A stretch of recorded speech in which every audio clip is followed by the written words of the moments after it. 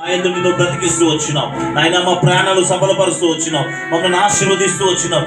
ఎన్నో శ్రమల గుండా, అవమానాల గుండా, ఇబ్బందుల గుండా, ఇదిగో నాయన భయంకరమైనటువంటి మరణాల గుండా మమ్మల్ని లేవనెత్తుతూ నేటికి అవన్నీ ఎదుట, సమాజం ఎదుట నీ సాక్షులుగా నిలబెట్టినందుకే నీ వందనాలు. పాటలు పాడి గణపరచిన బిడ్డలు దీవించమని ఈ రోజు నాయన నీ సన్నిధి వరకు ధారాళంగా వారి యొక్క హృదయాలు తెరిచి అయ్యా మరి కానుకలు తెచ్చి ఉంటున్నారు నాయన. ఇదిగో నా ప్రభా వారు అర్పించినటువంటి అయ్యా మరి నాయన అయ్యా వెజిటబుల్స్ కావచ్చు నా ప్రభా, వారు అర్పించినటువంటి రైస్ కావచ్చు నాయన, నూనెలు కావచ్చు నాయన, ఆయిల్స్ కావచ్చు నాయన, ఇదిగో నా ప్రభా దాలే కావచ్చు నాయన, వారందరినీ కూడా ప్రార్థన ఆయన చేసినటువంటి హస్తాలను కూడా దీవించమని ప్రార్థన చేస్తున్నాను నాయన. ఇదిగో నాయన ఎవరైతే బలలో పాల్పంచుకున్నారు మరణకాలం వరకు నీ యొక్క వాక్యాన్ని ప్రచురించి బిడ్డలుగా ఆత్మీయులుగా ఎదిగపుచ్చమని నాయన, ఇదిగో లోకాన్ని విడిచిపెట్టి నిన్ను వెంబడించబడి ప్రార్థన చేస్తున్నాను నాయన. అందరికి విశ్వాసం లేదు, అందరికి నిరీక్షణ లేదు నాయన.